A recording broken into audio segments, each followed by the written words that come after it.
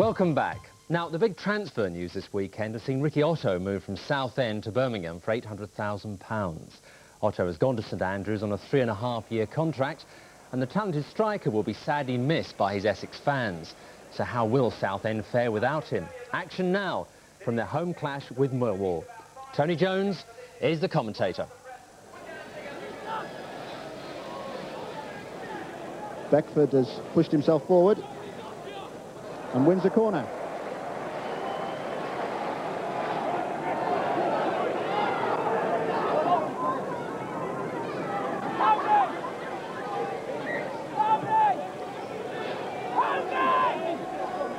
Beckford over this, but Kennedy takes it, sweeps it inside. Roberts, he had the time if he'd have shot first time, but Millwall have gone in front. Sansom protests, and Richard Cadet, against his old team, is on the mark after just 11 minutes.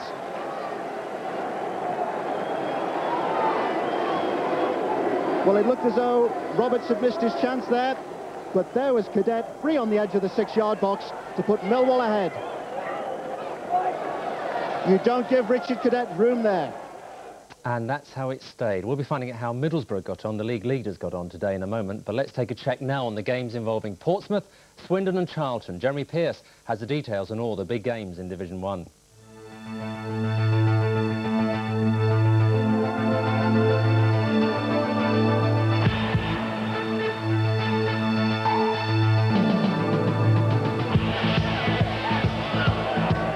Grimsby shocked high-flying Bolton when Neil Wood's curling shot put them in front after just 5 minutes. 3 minutes later, a brilliant drive from defender Keith Joblin made it 2-0 and stunned the Burton Park supporters. Not Bolton's players, though, who responded by laying siege to the Grimsby goal. A frantic scramble ended with Owen Coyle claiming the final touch in his first full game of the season. 3 goals in the opening 15 minutes. Into the second half, and the recovery was complete. Scott Green opened the way for Coyle to score his second of the match. Bolton now scents victory, and the hopes increased with 17 minutes left. Grimsby striker Steve Livingston used his elbow on Alan Stubbs. No hesitation about the red card. Grimsby manager Brian Laws was furious afterwards, vowing to take a strong line to stamp out dangerous challenges. 2 minutes from the end, Bolton made use of their extra man, David Lee hitting what seemed certain to be the winner. But Grimsby rounded off a thrilling game with an equaliser in the dying seconds from Paul Groves. Final score, Bolton 3, Grimsby 3. Charlton ended their worst run since Alan Kirbishley and Steve Gritt took charge 3.5 years ago with a badly needed victory over Oldham. The deadlock was broken early in the second half. Paul Sturgis's deep cross volleyed in at the far post by David White. Charlton hadn't won at the Valley since October the 1st, but White's scoring has been consistent, his 13th goal of the season. And it was White who set up the decisive second goal 14 minutes from the end. His cross flicked on by Carl Leaburn, and Keith Jones headed his first ever goal for the club. Final score, Charlton 2, Oldham 0, and the Valley jinx finally lifted. Portsmouth's first win since mid-October gave them some breathing space at the bottom. The only goal at Notts County scored in the 60th minute by Paul Wood. Both teams still in the relegation zone, but manager Jim Smith said the result proved his side had fighting qualities. The only blemish, the sending off of the goalscorer for a second bookable offence. Final score, Notts County 0, Portsmouth 1. Swindon are still searching for that elusive league win under Steve McMahon. 11 games since their last victory, and the omens looked bad when the former Southampton striker Martin Foyle headed Port Vale in front after just 11 minutes. But Swindon levelled midway through the half. Joey Beecham's cross, and Sean Taylor planted a firm header past Paul Musselwhite. Rich reward for Taylor, who was still wearing a protective cast on the left arm he broke 6 weeks ago. The goal spurred Swindon on, and they took the lead early in the second half. Jan Fjortov starting and finishing the move, shaking off his defender and then beating the advancing keeper with a delicate chip. Fjortoft's 19th goal of the season and one of his best. But Swindon held their lead for just 8 minutes. And it was Foyle again with a glancing header to beat Fraser Digby. Final score, Port Vale 2, Swindon 2. Swindon getting dragged into the relegation zone. Time now to catch up with the other big game this afternoon. First Division leaders Middlesbrough have been taking on Burnley at Turf Moor. The commentator is Rob Palmer. Neil Cox, the former Villa player, to Brian Robson, he of Manchester United. Lovely ball through from Robson, and Robson creates a goal for John Hendry, and that was classic Robson. A very good finishing, it has to be said, from John Hendry. 1-0 to Middlesbrough. Brian Robson's just emphasised the real value he has for Middlesbrough. First of all, though, he was given acres of room to look up and pick out John Hendry, and the Burnley defence was caught napping because Hendry made a diagonal run from left to right, got behind them all, just had a little look to see the keeper coming out, was able to lift it above him, and that is a marvellous goal. Good kick from Beresford, spotted that it was 2-on-2 up there. Gale wins the header. Now Adrian Heath. We've seen him score goals in this position before, and that wasn't bad at all. Well, a bit of the old magic from Inchy Heath. This is Hendry. Going one way and then the other. There's a very good chance for Cox, who takes so long. Oh, Middlesbrough playing around with the ball. The fans crying for a shot at goal. It comes now. Surely, surely. It's in there. And John Hendry makes it 2-0 to Middlesbrough. John Hendry scores his 14th goal of the season, his 4th against Burnley this season, and he won't get an easier one than this. Here's Hendry, he's on a hat-trick, will he get it? Last kick of the game, last goal of the game, John Hendry gets it, man of the match, undoubtedly. And it's good night to Burnley. Oh, it was a great finish from Hendry, but you've got to give Alan Moore a lot of credit as well. He dragged the ball inside two players, threaded a lovely little ball past Winstanley, and Hendry one-on-one with the keeper, picked a spot right in the corner. Great hat-trick. There seems to be no stopping Middlesbrough now. They're 6 points clear at the top of the First Division after that win, and also because Wolves lost to Reading. And Reading now, of course, up to 5th on 36 points, along with a crowd of other teams. One other score today was West Bromwich Albion 1, Luton 0, and that's important for Portsmouth, I'm afraid, because it means that West Brom leapfrogged them, and Portsmouth are now back into the bottom 3. But of course, the big news today, Reading 4, Wolves 2. Simon Osborne scored a goal, Jimmy Quinn scored, Michael Gilk scored a couple. And one very happy man must be the chairman of Reading. He's had a very hard week. He's named John Medeski. He's talking now to our reporter at the ground at Elm Park. Mr. Medeski, after a performance like that, does the decision about who comes here as the next manager become more difficult or easier? Well, I think it's going to be a very difficult decision to make, and obviously, you know, we've got lots of people to look at and interview and so on and so forth, but certainly anybody that comes to Reading is taking over a fantastic team, as you've witnessed here this afternoon. Is there any chance that the current arrangement could become a permanent arrangement?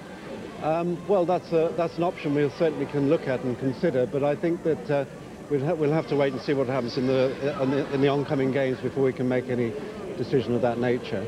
What about the fallout from Mark McGee's departure? Has that disappeared? Well, I think you couldn't be under any illusion at all about the goodwill and so on that was here this afternoon. I mean, the crowd were absolutely fantastic. The team was so revved up, it wasn't true. I mean, a very spirited performance. I mean, of course, I'm sad that Mark McGee and Colin Lee have departed, and but as I said during the week, I mean, we may have lost the conductor. But we still got the orchestra. And the orchestra played well this afternoon. Thanks did. very much. Thank you. Matthew Lorenzo talking to Mr. Medeski there.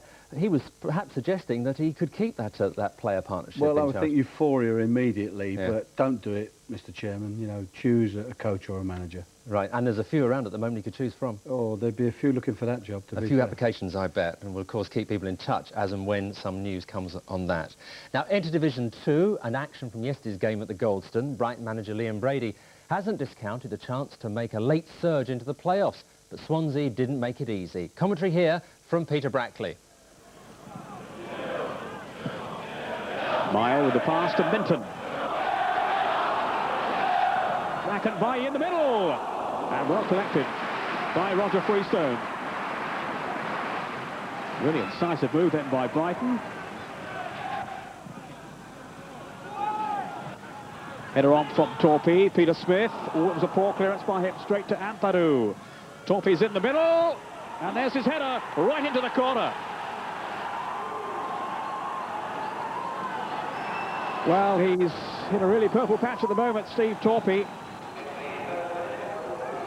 That's his 5th goal now in 4 matches.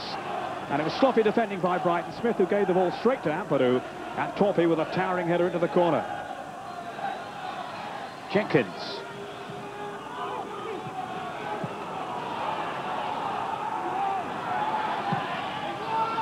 Dangerous ball in, and the keeper just tipping it over the bar.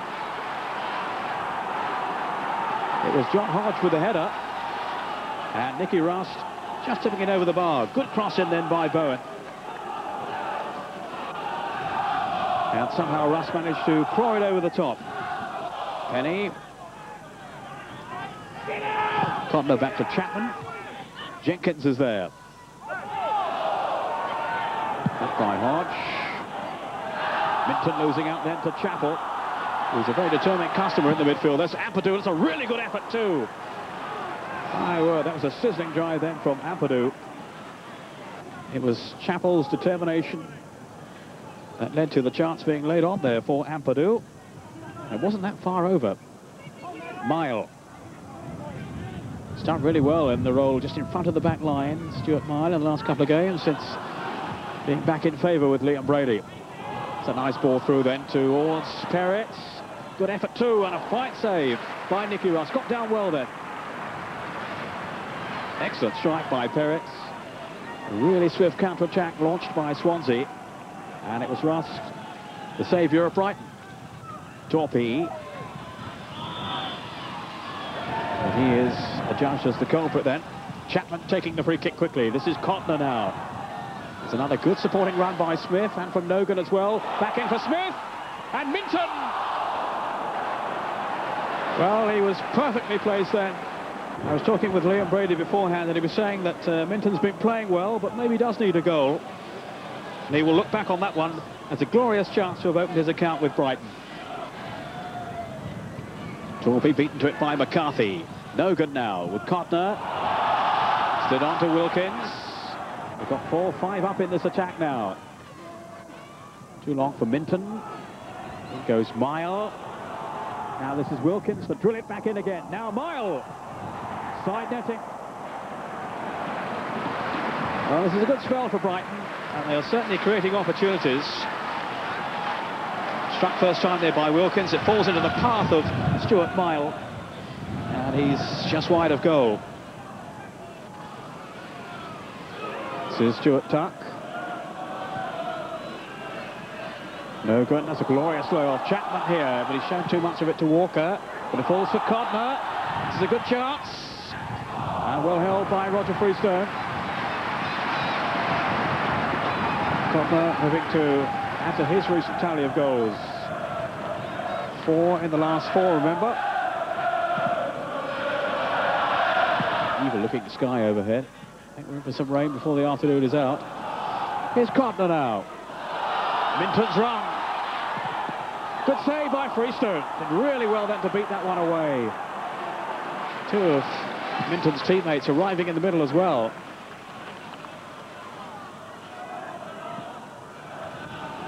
Chappell. Now Mile. Away from Ampadu, but not from Chappell.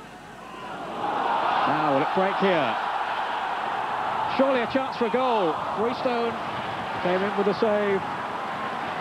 Once again to rescue his beleaguered defence then, as Nogan went herring through the middle. Basham couldn't get there, but Freestone did. Nogan, who's had so many opportunities in the last few weeks, just hasn't been able to accept them, and he's missed a couple of absolute sitters, I'm told, from a man who's only so assured in front of goal. Difficult ball for the keeper again. Cotner couldn't get his head to it. Flick through, and it's gone in. Cotner.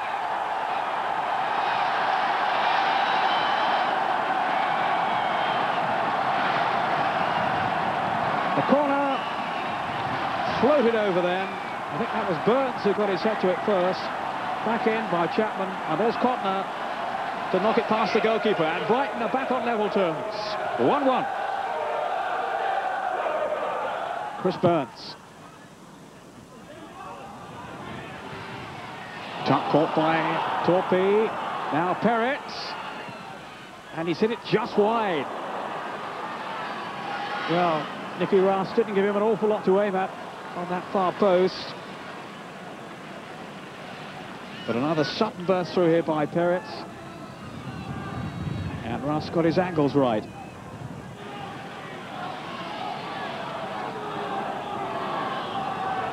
Wilkins.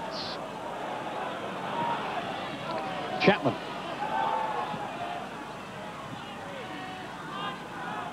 McDougall. Now here's Peter Smith. He's missed it.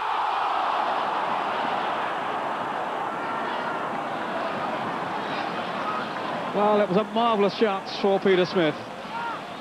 The ball certainly fell fortuitously to him. Akinbayi arriving in the middle as well. It's beyond him and beyond the post as well. The first 10 minutes we were sluggish and we didn't close Swansea down enough. We didn't pressurise them enough, and in the end we got punished for it with Torpy's goal. But after that we seemed to get a grip on the game. The wind didn't help either side because it was swirling. It was difficult to play football, but I thought we tried to play. And again, we carved out chances that unfortunately we've only taken one when we've made about 5 or 6. Hard for Brighton at the moment, but even worse for Bournemouth. They're still in real trouble at the foot of the table following their defeat by Wrexham. With news of that game at Dean Court and Gillingham's trip to Rochdale, here's David Beckett.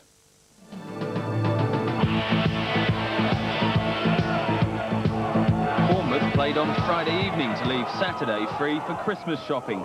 But their fans collected the first gift early. Scott Means' corner flicked on by Mark Morris, and Wrexham's Brian Hughes unintentionally gave Bournemouth a great start. But Hughes made up for his mistake 11 minutes before half-time. His shot helped past reserve keeper Neil Moss by deflection. 10 minutes into the second half, more misery for Moss. A reckless charge out of his area earned him a sending off. There could really be no complaints about the red card, and Bournemouth were forced to bring on substitute keeper David Wells, a YTS trainee. Wells was soon collecting the ball from the back of his net, Bournemouth playing themselves into trouble, the young keeper given no chance. The Welsh side added another before the end, leading scorer Gary Bennett on target. Bournemouth stay bottom, and a draw for Chester yesterday means they're now 4 points adrift. Bournemouth 1, Wrexham 3. In Division 3, Gillingham's poor away record continues. Former Charlton player Mark Stewart giving Rochdale the lead with 25 minutes gone. 6 minutes later, more weak defending on a set-piece cost the Kent side. Rochdale centre-half Peter Valentine had time and space at the far post.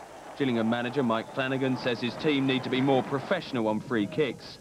Gills attempted a second-half comeback. Watson's corner knocked on for Adrian Foster to score his first goal since returning from injury. Chris Pike almost equalised later, hitting the post, but it stayed Rochdale 2, Gillingham 1. Just to bring you up to date, there's been a one game in Division 3 today, a midday kick-off. It finished Mansfield 4, Chesterfield 2, still Wilkinson with a hat-trick for Mansfield. The latest score in the Carling Premiership game being played this afternoon, a 4 o'clock kick-off at Stamford Bridge. At the moment, it's Chelsea 0, Liverpool 0. Don't forget, tomorrow night, though, a game at the Dell, Southampton at home to Aston Villa, an 8 o'clock kick-off. Now, the fun's already started at Reading, especially tonight. Reading 4, Wolves 2 today. The other fun will be trying to pick the manager. We've been hinting at it today. The News of the World have trawled a few. They've chucked in Clive Allen, Neil Webb, who started his career there, Laurie Sanchez. We've heard about Mike Walker, John Gorman, Graham Ricks. Where do they go for? What kind of person do they need? I think with all those in, there's only Andy Stills who's got to go in the hat now. I think they'll sift them away. They'll either look at a younger one or a very experienced one, I would think, if all these people have applied for the job, because they probably won't get it unless they've applied.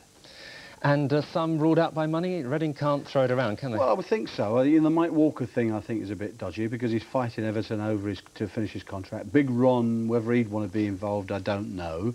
because perhaps they don't serve enough champagne at Reading, you know, as they did at Aston Villa or any other club he's been at. But you did spot, you did spot, I think, the new manager, didn't you? I did. You saw him first, didn't you? I saw him exactly first. There he is, in disguise. And it's definitely not Father Christmas. We'll try and track him down. Thanks a lot, Alan. Well, this is our last Meridian match before the Christmas break, but we do have more soccer for you this coming Wednesday night. Join me at 10:40 for our midweek sport Coca-Cola Cup special. Highlights of the fourth round replay between Newcastle United and Manchester City. The two sides drew 1-1 in a thrilling game at Main Road, and it looks like being another great night at St James's Park as the Premiership giants slug it out for a place in the lucrative fifth round. And we've a special profile on boxing's newest star, Prince Naseem Hamed, who set his sights on the world bantamweight title. A very exciting prospect he is. All that, plus your chance to win an all-expenses-paid trip to South Africa to watch England's opening game in the Rugby World Cup. Midweek sport then, 10:40, Wednesday night. Don't miss it. Well, the Meridian match will be back on January the 15th with live coverage of Swindon against Middlesbrough. But we leave you with Reading running on inspiration. McGee may have gone, but the team he built are still firing on all cylinders. Player power won them a great victory today. New Year could be a fun place at Elm Park. From Alan and me, have a brilliant Christmas.